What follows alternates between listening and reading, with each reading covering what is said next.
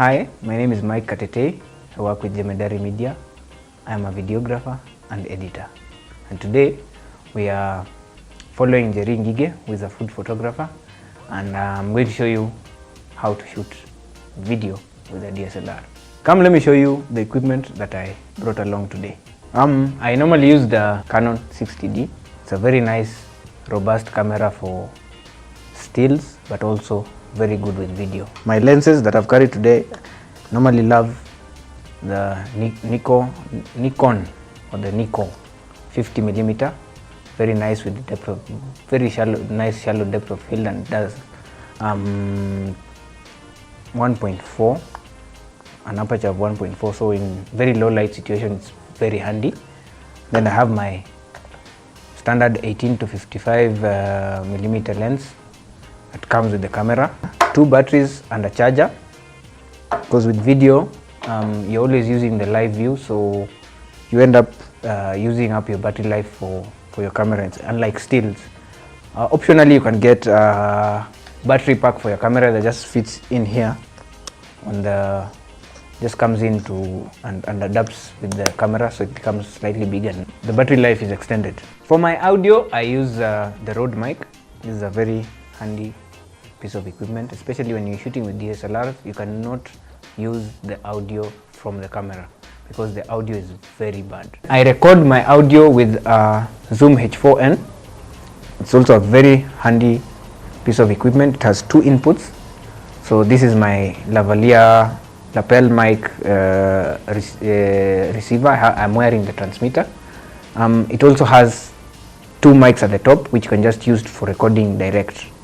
So this is also a very nice piece of equipment. It's not very expensive, but okay, it's a bit pricey, but it's a good investment if you're using DSLRs.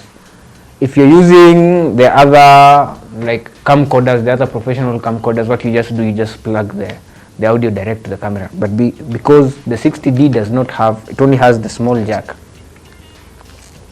It only has the small jack. What happens is that you end up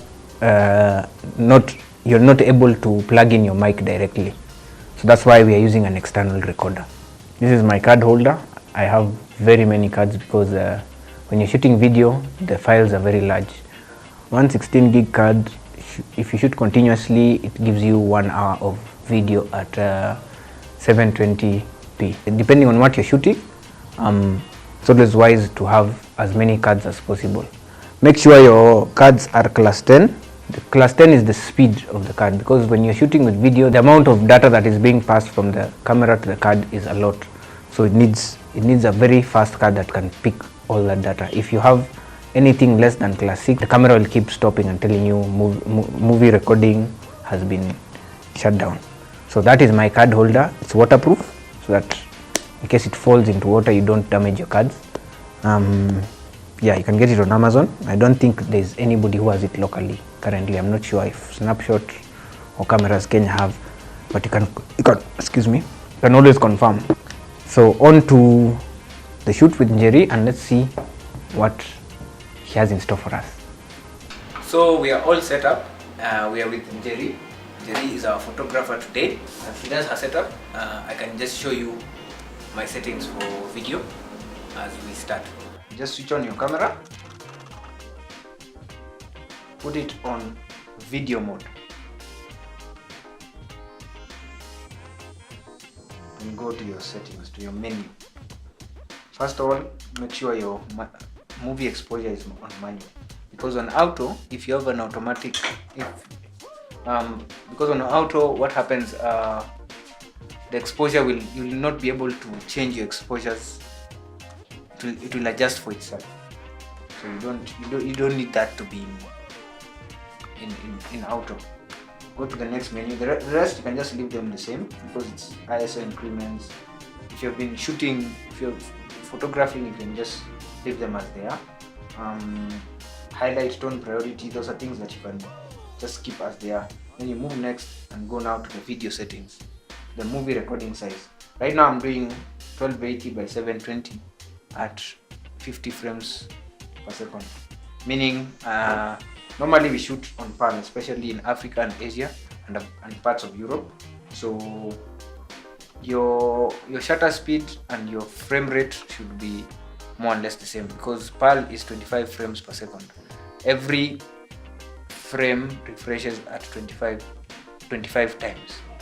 So when you're shooting at 50, it's double that frame rate, meaning when you decide to slow it down, you'll have a very smooth slow motion. But you can also do it at 1920 by 1080 at 25.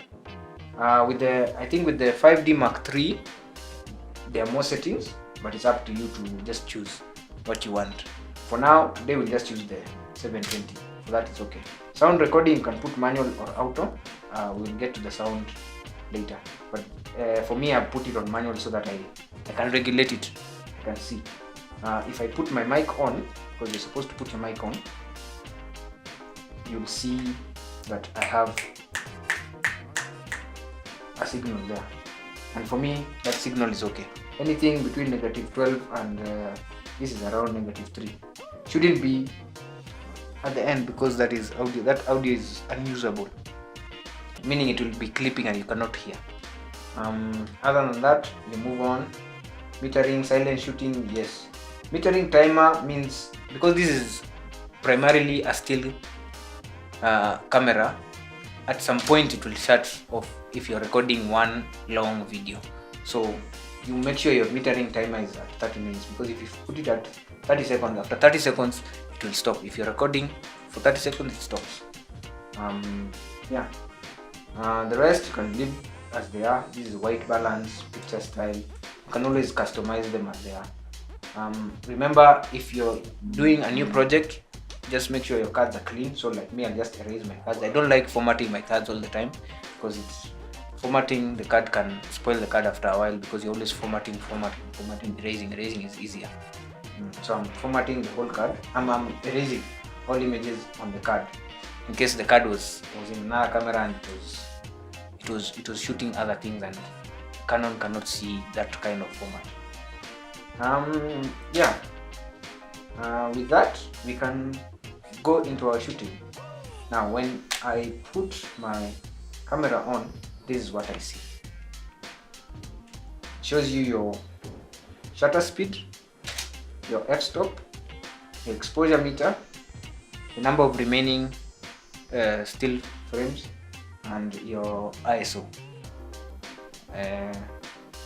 My f-stop is 000 because I'm using a manual Nikon lens. This lens is this is an old lens that used to be used with the old film cameras. I got an adapter to adapt from the Canon body to this lens, because it couldn't get into this lens. It's not made for the Canon body. But it's a very good lens, very sharp. You can see the images are quite sharp, and it shoots very well in low light. So on to our shoot with Njeri. I've set up my shot. As you can see, I'm using a live tripod. I love using tripods because they give a very steady shot, and it shows your workmanship very well. It shows some very good workmanship, because the video always looks, overall it looks very, very nice. The other photography kind of lenses that do not have the fluid head do not necessarily give you a smooth shot. When you're doing your pans or your tips, do not have any smoothing shot. Like right now, let's just do like an establishment of this shot. So as you can see, it's very steady and very nice. So I'm pouring hot water on a bowl of cotton wool to give that steam effect of the food. This is one of the tricks that I like to use. You can also use dry ice, but dry ice is expensive. Mm-hmm. So to negate that, you can just use a bowl of cotton wool and then put hot water. Or you can microwave it. It gives a bigger steam. I'm using the 7D, Canon 7D, and the 100mm macro lens. It's amazing and it's very nifty for especially food. I prefer the Canon because of the color. Yeah, so it pops really beautifully for me and for what I do. So I'm on manual focus, so it lets me select what what I want. So I've used for Wow. yeah. So it just selects what I really want. And with food photography, you have to be very low. You have to come to the level of the food. Most people can shoot aerial, but then aerial will just give you one perspective. So if you want to make people feel like they're eating the food with you, that's the point of food photography. So I'm using the 50mm lens, prime lens, just to isolate and make it look good, because the 50mm has a very nice shallow depth of field. It's also shooting, as you can see, we have not carried lights today. I just wanted to do it deliberately and just show what you can do with simple gear, the simple gear that you have.